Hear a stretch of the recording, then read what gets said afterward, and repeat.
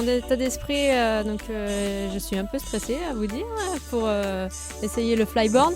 Mais je pense que ça va être c'est un concept assez sympa et assez fun qui pourrait être accessible à plusieurs personnes telles que des filles. Donc on va essayer et je vous dirai mes impressions après.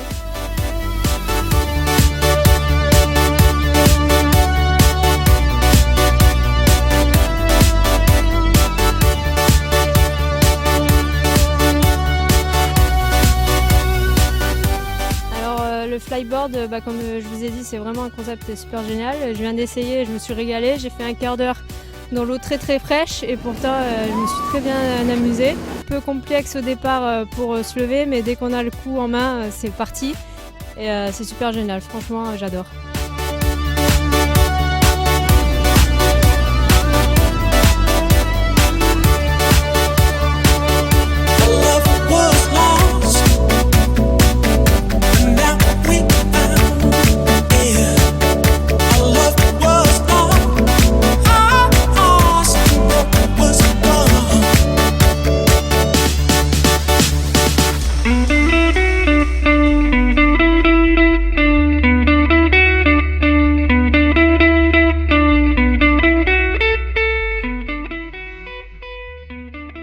Alors le fonctionnement est très simple en fait, c'est un tuyau qui vient se connecter à n'importe quelle turbine d'un jet ski ou d'un engin comme vous avez vu sur la première vidéo. Ça peut s'adapter sur n'importe quel jet, il suffit d'une puissance de à peu près 100 chevaux pour déjà décoller à 2 mètres de haut en fait. Après il est recommandé d'avoir à peu près 150 chevaux.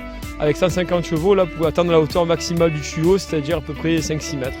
Le principe est simple, c'est un tuyau donc on connecte, il y a un système de rotation qui permet en fait de maintenir le tuyau en pendulaire.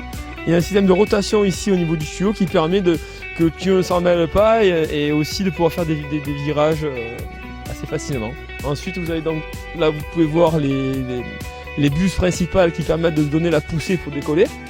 Et ici vous avez les buses en fait de stabilisation qui viennent se fixer aux mains.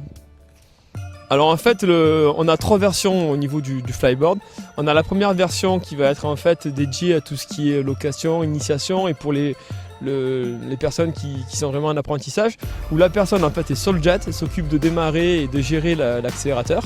Donc ça c'est vraiment la version la plus simple pour apprendre. Au moins l'utilisateur de la flyboard n'a pas besoin de gérer la puissance délivrée, il ne gère uniquement la hauteur qu'avec l'inclinaison des pieds. Ensuite on a la deuxième version de la flyboard qui là permet en fait de démarrer, d'avoir un coupe-circuit, d'arrêter le jet depuis la flyboard, mais aussi d'accélérer grâce à en fait un potentiomètre qui passe le long du tuyau. Donc en fait l'utilisateur de la flyboard peut être seul et sans personne sur le jet en fait. Il y en a la troisième version qui sera commercialisée que dans 1 an ou 2, où là carrément on a construit en fait un engin qui est ni plus ni moins équipé d'un moteur marin comme un jet et d'une turbine, mais monté directement à l'envers pour pouvoir propulser l'eau directement dans le tuyau vers l'avant, qui n'est pas conçu pour prendre des vagues comme un jet, donc beaucoup plus léger, beaucoup plus petit, et du coup on arrive à des performances et des vitesses de vol beaucoup plus importantes. Avec un jet en 250 chevaux, vous allez atteindre à peu près 25 km/h, là on arrive avec l'autre engin à atteindre à peu près 40 km/h.